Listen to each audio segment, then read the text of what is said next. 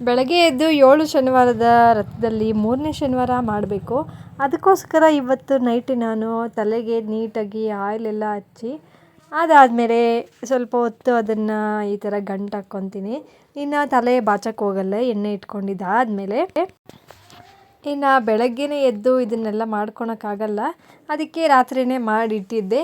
ಇನ್ನು ನಾನು ಬೆಳಗ್ಗೆ ಎದ್ದು ಸ್ನಾನ ಎಲ್ಲ ಮುಗಿಸಿ ಬಂದು ಸಾಂಬಾರಿಗೆಲ್ಲ ರೆಡಿ ಮಾಡಿಟ್ಟು ಅದಾದಮೇಲೆ ಅಕ್ಕಿ ಹಿಟ್ಟನ್ನ ಈ ಥರ ನಾನು ಪೌಡ್ರ್ ಮಾಡಿ ಜರಡಿ ಇಟ್ಕೊಂಡು ಅದಕ್ಕೆ ಸ್ವಲ್ಪ ಸ್ವಲ್ಪ ನೀರು ಹಾಕಿ, ಇನ್ನು ಅದಕ್ಕೆ ಮುಂಚೆ ಸ್ವಲ್ಪ ಬೆಲ್ಲ ಹಾಕಿ ಇದ್ರ ಜೊತೆ ಸ್ವಲ್ಪ ಹಾಲು ಹಾಕಿ ಮಿಕ್ಸ್ ಮಾಡಿ ನೀಟಾಗಿ ಈ ಥರ ಉಂಡೆ ಥರ ಮಾಡ್ಕೊತೀನಿ. ಉಂಡೆ ಎಲ್ಲ ಮಾಡಿದ್ದಾದಮೇಲೆ ಜಾಸ್ತಿ ನೀರು ಹಾಕ್ಕೊಬಾರ್ದು, ಜಾಸ್ತಿ ನೀರು ಹಾಕ್ಕೊಂಡ್ರೆ ಈ ಥರ ಉಂಡೆ ಬರಲ್ಲ, ಗಟ್ಟಿಯಾಗೇ ಇರಬೇಕು ಸ್ವಲ್ಪ. ಇನ್ನು ಈ ಥರ ಮಾಡಿದ್ದಾದಮೇಲೆ ಅದನ್ನು 7 ಭಾಗ ಮಾಡಿ 7 ಭಾಗದಲ್ಲಿ ಒಂದೊಂದು ಉಂಡೆನೂ ತಗೊಂಡು ಅದನ್ನು ದೀಪ ಬರೋ ಥರ ಮಾಡ್ಕೊತೀನಿ. ಇನ್ನು ಇದು ತುಂಬಾ ಮುಖ್ಯ ದೇವರಿಗೆ ನಾವು ದೀಪ ಮಾಡೋದು. ಇನ್ನು ಆ ದೀಪಕ್ಕೆ ಎಷ್ಟು ಬೇಕೋ ಅಷ್ಟೇ ನಾನು ಅಕ್ಕಿ ನೆನೆಸಾಕ್ಕೊಂಡಿರ್ತೀನಿ. ಅದನ್ನೆಲ್ಲ ಫಸ್ಟ್ ಮುಂಚೆ ದಿನವೇ ನೆನೆಸಿ ಹಾಕಿಟ್ಕೊಂಡಿರ್ತೀನಿ. ಈ ಥರ ಚಿಕ್ಕ ಚಿಕ್ಕದಾಗಿ ಒಂದೊಂದು ದೀಪ ಮಾಡಿ ಇಟ್ಕೊತಾ ಇದ್ದೀನಿ. ಇನ್ನು ನಾನು ಪ್ರಸಾದಕ್ಕೆ ಅಂತ ಹೇಳಿ ಇಲ್ಲಿ ಪೊಂಗಲ್ ಮಾಡ್ಕೊತಾ ಇದ್ದೀನಿ, ಲೈಟಾಗಿ ಬೆಲ್ಲ ಮತ್ತು ಸಕ್ಕರೆ ಹಾಕಿ. ಇನ್ನು ತಲೆಯೆಲ್ಲ ಆರಿಸಿಲ್ಲ ಅಂದರೆ ನನಗೆ ತಲೆನೋವು ಬರುತ್ತೆ ಜಾಸ್ತಿ. ಅಟ್ಲೀಸ್ಟ್ ಒಂದು 3/4 ಭಾಗ ಆರಿದ್ದಾದಮೇಲೆ ಈ ಥರ ನಾನು 2 ತಗೊಂಡು ನೀಟಾಗಿ ಬಿಸಿ ಮಾಡ್ಕೊತೀನಿ. ಅದಾದಮೇಲೆ ಈ ಥರ ದೇವ್ರಿಗೆ ಮಾಡಿಟ್ಟಿರೋ ದೀಪನ ತಗೊಂಡು ದೇವರಿಗೆಲ್ಲನೂ ಈ ಥರ ಕುಂಕುಮ ಮತ್ತು ಅರ್ಶಿನ ಹಚ್ಚಿ ಇಟ್ಕೊತಾ ಇದ್ದೀನಿ ಸೈಡ್ಗೆ. ಇದನ್ನೆಲ್ಲ ನಾನು ಮುಂಚೆನೇ ರೆಡಿ ಮಾಡಿ ಇಟ್ಕೊಂಡಿರಲ್ಲ. ಪೂಜೆ ಯಾವಾಗ ಮಾಡೋಕ್ಕೆ ಸ್ಟಾರ್ಟ್ ಮಾಡ್ಕೊತೀನೋ ಆವಾಗಿಂದ ನಾನು ಸ್ನಾನ ಮಾಡಿ ಆವಾಗಿಂದ ಇದನ್ನೆಲ್ಲ ರೆಡಿ ಮಾಡ್ಕೊತೀನಿ. ಫೋಟೋಗೂ ಅಷ್ಟೇ ಪೂಜೆ ಮಾಡೋ ಟೈಮ್ಗೆ ಎಲ್ಲ ಮಾಡ್ಕೊತೀನಿ. ಫಸ್ಟೇ ಮಾಡಿಟ್ಕೊಂಡ್ರೆ ಅದು ಮುಖ್ಯ ಇಲ್ಲ ಅಂತ ಹೇಳ್ತಾರೆ ತುಂಬ ಜನ. ಅದಕ್ಕೆ ಈ ಥರ ನಾನು ಆ ಪೂಜೆ ಮಾಡೋ ದಿನವೇ ಮಾಡ್ಕೊತೀನಿ.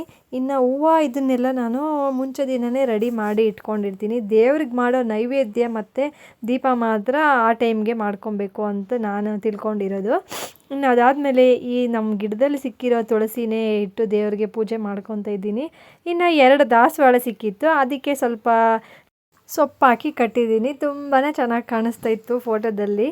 ಇನ್ನು ಅದಾದಮೇಲೆ ಕಳಶ ಎಲ್ಲ ಜೋಡಿಸಿ ಇಟ್ಕೊಂಡು ಕಳಶಕ್ಕೆ ಅರಿಶಿನ ಕುಂಕುಮ ಎಲ್ಲ ಇಟ್ಟು ಅದಕ್ಕೂ ಒಂದು ಹೂವು ಇಟ್ಟು ಇನ್ನು ದೇವ್ರಿಗೆ ಇಟ್ಟಿರೋ ದೀಪಗಳಿಗೆ ನಾನು ಎಣ್ಣೆ ಹಾಕ್ಕೊತಾ ಇದ್ದೀನಿ. ಎಣ್ಣೆ ಎಲ್ಲನೂ ಅದನ್ನೆಲ್ಲ ಫಸ್ಟೇ ಎಲ್ಲ ಒಂದು ಹತ್ರ ಎತ್ತಿ ಸರಿ ಮಾಡಿ ಇಟ್ಟಿರ್ತೀನಿ ನೈಟೇ. ಇನ್ನು ಪೂಜೆ ಮಾಡೋ ಟೈಮ್ಗೆ ಒಂದಂದರೆ ಒಂದು ಸಿಗಲ್ಲ ಅಂತ. ಇನ್ನು ಅದಾದಮೇಲೆ ಅಕ್ಷತೆ ಕಾಳು ಅದನ್ನೆಲ್ಲ ರೆಡಿ ಮಾಡಿ ಇಟ್ಕೊಂಡು ದೇವರಿಗೆ ಪೂಜೆಗೆ ಏನೇನು ಬೇಕೋ ಆ ಐಟಮ್ ಎಲ್ಲ ನಾನು ಒಂದೇ ಹತ್ರ ಜೋಡಿಸ್ಕೊತಾ ಇದ್ದೀನಿ. ಇನ್ನು ಪೂಜೆಗೆ ಅಂತ ಕೂತ್ಕೊಂಡ್ಮೇಲೆ ಮತ್ತೆ ಇಲ್ಲಿ ಎಲ್ಪ್ ಮಾಡೋಕ್ಕೆ ಮತ್ತು ತಂದುಕೊಡೋಕ್ಕೆಲ್ಲ ಯಾರೂ ಇರಲ್ಲ. ಇನ್ನು ನೈವೇದ್ಯ ಕೂಡ ರೆಡಿ ಆಗಿತ್ತು ಪ್ರಸಾದಕ್ಕೆ, ಅದನ್ನು ತಗೊಂಡು ಬಂದು ದೇವರಿಗೆ ಇಟ್ಟು ನಾನು ಇನ್ನು ತುಂಬ ಜನ ಹೇಳ್ತಾರೆ ಬೆಂಕಿ ಪಟ್ಟಣದಲ್ಲಿ ಹಚ್ಚಬಾರ್ದು, ಥರ ಊದುಬತ್ತಿದಲ್ಲೇ ಹಚ್ಚಬೇಕು ಅಂತ. ಇನ್ನು ನಾನು ಅದನ್ನೇ ಫಾಲೋ ಮಾಡ್ತಾಯಿದ್ದೀನಿ. ಇನ್ನು ದೇವರಿಗೆ ದೀಪ ಎಲ್ಲ ಹಚ್ಚಿದಾಯಿತು. ಇನ್ನು ನಮ್ಮ ಗಿಡದಲ್ಲಿ ಬಿಡಿ ಹೂವು ಸಿಕ್ಕಿತ್ತು, ಆ ಬಿಡಿ ಹೂವನ್ನೆಲ್ಲ ದೇವ್ರ ನಾಮನ ಮನಸ್ಸಲ್ಲಿ ಹೇಳ್ಕೊಂಡು ಈ ಥರ ದೇವರಿಗೆ ನಾನು ಹೂವನ್ನು ಇಡ್ತಾಯಿದ್ದೀನಿ. ಇನ್ನು ಹೂವು ಎಲ್ಲ ಇಟ್ಟಿದ್ದಾದಮೇಲೆ ದೀಪ ಎಲ್ಲ ಹಚ್ಚಿದ್ದಾದಮೇಲೆ ಇನ್ನು ದೇವರಿಗೆ ಪೂಜೆ ಮಾಡ್ಕೊತಾ ಇದ್ದೀನಿ. ದೇವರಿಗೆ ಪೂಜೆ ಮಾಡೋಕ್ಕೆ ಮುಂಚೆ ಈ ಥರ 3 ಸತಿ ನೀರು ಕುಡಿಬೇಕು ಅಂತ ಹೇಳಿದರು. ಇನ್ನು ಇದನ್ನೆಲ್ಲ ನಾನು ಯೂಟ್ಯೂಬಲ್ಲಿ ನೋಡಿಕೊಂಡೇ ಮಾಡ್ತಾಯಿರೋದು, ಯಾರೂ ನನಗೆ ಹೇಳಿಲ್ಲ ಈ ಥರ ಮಾಡಬೇಕು ಅಂತೇಳಿ. ನಾನು ಸುಮಾರೆಲ್ಲನೂ ಯೂಟ್ಯೂಬಿಂದನೇ ಕಲ್ತಿರೋದು. ಇನ್ನು ಇದು ಯಾರೋ ಮಾಡ್ತಾಯಿದ್ದಾರೆ ಅಂತಲ್ಲ, ಈ ಥರ ಒಬ್ಬರು ಜ್ಯೋತಿಷಿ ಹೇಳಿರೋದನ್ನು ಕೇಳಿ ನಾನು ಮಾಡ್ತಾಯಿರೋದು. ಇನ್ನು ಅಕ್ಷತೆನ ವಾಸನೆ ನೋಡಿ ಅದನ್ನು ತಲೆಯಿಂದ ಕೆಳಗಡೆ ಹಾಕಬೇಕು ಅಂತ ಹೇಳಿದರು. ಇದೆಲ್ಲ ಮಾಡೋದು ಸರಿನೋ ತಪ್ಪೋ ನನಗೆ ಗೊತ್ತಿಲ್ಲ, ಬಟ್ ನನಗೆ ಯಾರಾದರೂ ಈ ಥರ ಮಾಡಬೇಕು ಅಂತ ಹೇಳಿದ್ರೆ ನಾನು ಅದನ್ನು ಫಾಲೋ ಮಾಡ್ತೀನಿ.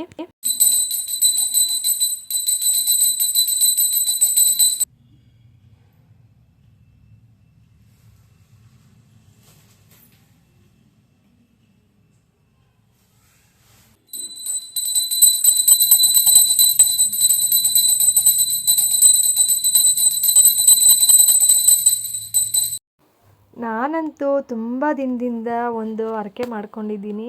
ಇನ್ನು ಅದು ನೆರವೇರ್ತಾ ಇಲ್ಲ ಅಂತ ಹೇಳಿ ನಾನು ಈ ಥರ ಪೂಜೆ ಮಾಡೋಕ್ಕೆ ಸ್ಟಾರ್ಟ್ ಮಾಡಿದ್ದು. ನೋಡೋಣ ಎಷ್ಟು ವಾರದಲ್ಲಿ ಅದು ನೆರವೇರುತ್ತೆ ಅಂತ ಗೊತ್ತಿಲ್ಲ, ಬಟ್ ನೆರವೇರುತ್ತೆ ಅಂತ ಅಂತೂ ನಾನು ನಂಬಿದ್ದೀನಿ. ಇನ್ನು ಈ ವಿಡಿಯೋನ ನಾನು ಇಲ್ಲಿಗೆ ಎಂಡ್ ಮಾಡ್ತಾಯಿದ್ದೀನಿ. ನೆಕ್ಸ್ಟ್ ವಿಡಿಯೋ ಮಾಡ್ತೀನಿ. ಅಲ್ಲಿವರೆಗೂ take care, keep watching my channel.